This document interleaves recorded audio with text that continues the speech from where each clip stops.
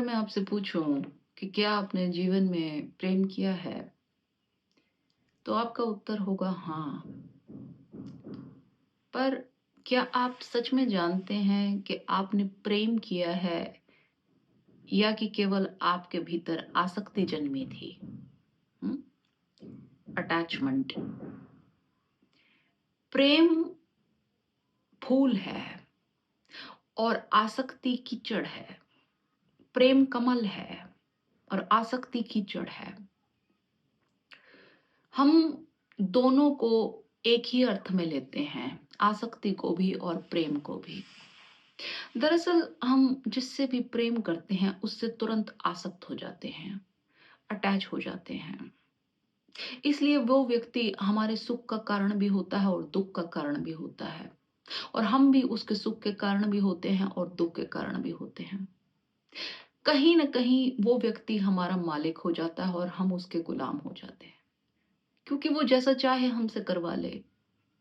उसके व्यवहार से हम प्रभावित होते हैं, उसकी बातों से हम प्रभावित होते हैं, और हमारे आचार विचार से वो प्रभावित होता है, वैसे वर्षा। इसलिए आप पाते हैं कि प्रेमियों में, पति पत्नियों में ना कि सिर्फ ये आसक्ति का भाव दिखता है, घृणा का भाव भी दिखता है।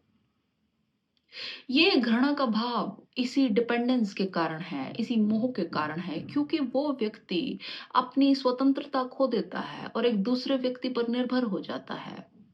अब ये दूसरा व्यक्ति जैसा मर्जी उससे करवाए, इसके अनुसार उसको करना पड़ता है, चलना पड़ता है।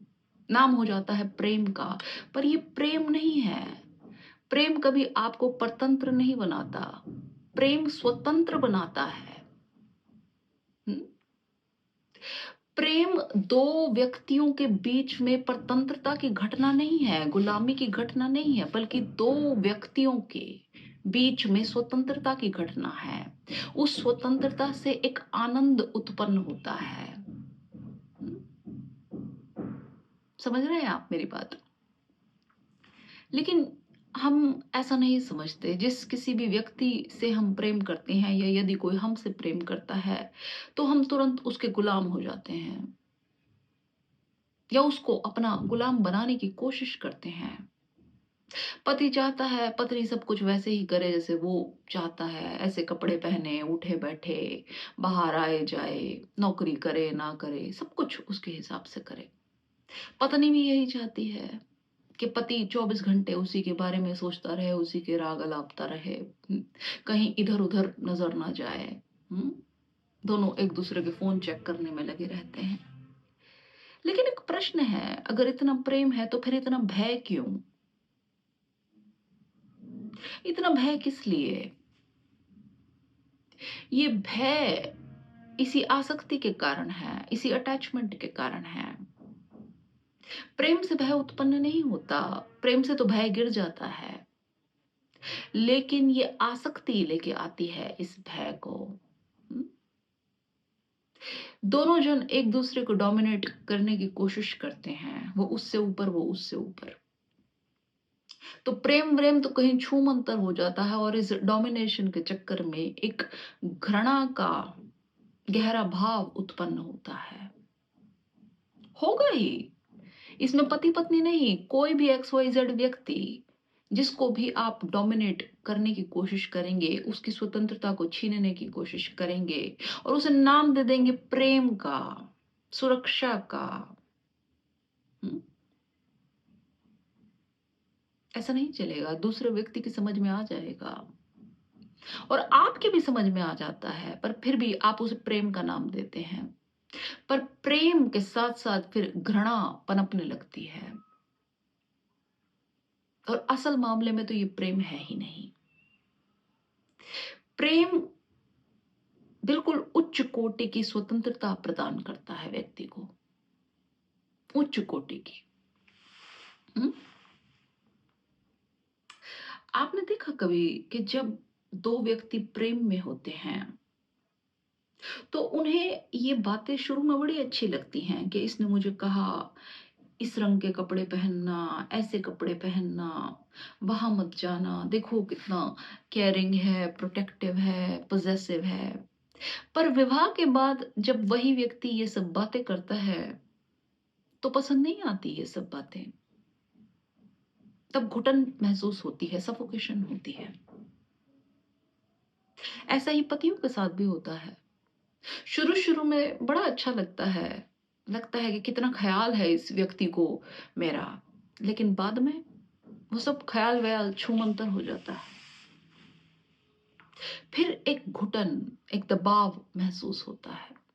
आपको ऐसा महसूस होता है कि आपको अपना जीवन दूसरे व्यक्ति के अनुसार जीना पड़ रहा है, आपके अपने फ्रीडम में कहीं बाधा पड़ रही है, इसलिए प्रॉब्लम्स क्रिएट होती हैं। बहुत बार तलाक के कारण यही देखे गए हैं। आपने देखा आजकल लोगों की कैसे मानसिकता बदलती जा रही है।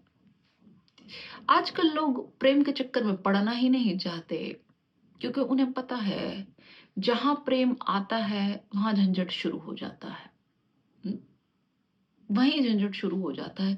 इसलिए लोग बस सेक्स से, काम से अपना काम चला लेते हैं, बस कि हमें प्रेम प्रेम कुछ नहीं चाहिए, इतना ही बहुत है।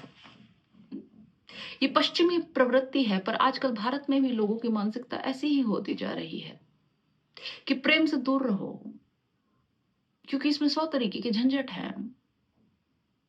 उस व्यक्ति के पसंद के अनुसार ये करो, वो करो। इतना झंझट कौन ले? आजकल मॉडर्न लाइफस्टाइल में ये एक्स्ट्रा बर्डन। इसलिए लोग सोचते हैं कि बस काम से ही काम चल जाए, उतना बहुत है बस। लेकिन ये देखने का इस बात को बड़ा अजीब तरीका है, क्योंकि इसमें आप प्रेम जैसे खूबसूरत भाव को बिल्कुल उसकी निम्नता पर लेकर आ रहे हैं, जो कि मानव के लिए सबसे ऊंची बात है, उसको आप बिल्कुल उसके निम्न स्तर पर लाकर देख रहे हैं।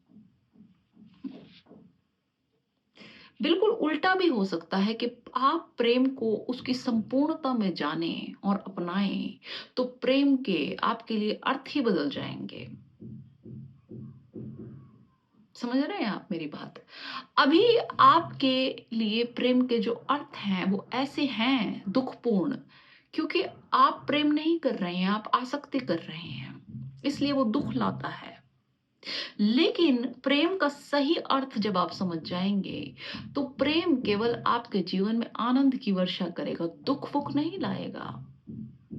जब तक आपके भीतर से प्रेम बहने ना लग जाए, जब तक आपका प्रेम दूसरे व्यक्ति पर डिपेंडेंट ना हो, आप स्वयं ही प्रेम हो जाएं।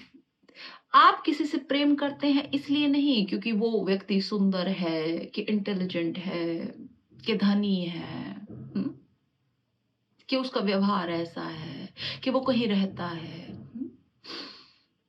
देखिए, आप इसमें व्यक्ति से प्रेम नहीं कर रहे हैं, उसके कुछ एडजेक्टिव्स से प्रेम कर रहे हैं, उसके रूप से, उसके धन से, उसके व्यवहार से, उसकी आंखों से, उसकी बातों से। पर अगर इन बातों को उस व्यक्ति में से निकाल दिया जाए तो आपका प्रेम छूमंतर हो जाएगा।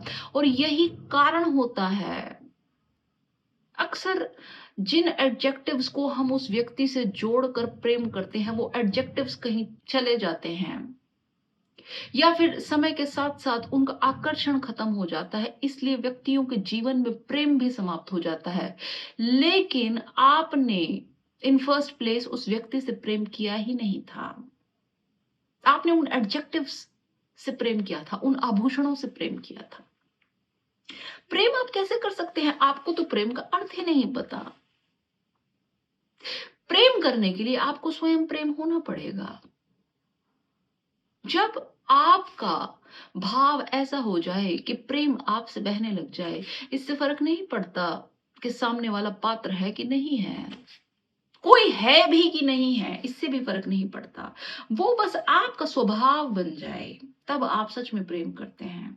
और तब आप दूसरे व्यक्ति पर डिपेंडेंट नहीं होते, कभी नहीं होते, क्योंकि आपको दूसरे व्यक्ति की आवश्यकता नहीं है उस प्रेम के लिए। वो व्यक्ति रहे, ना रहे आपके साथ, हुँ, बदले, ना बदले, कुछ भी हो।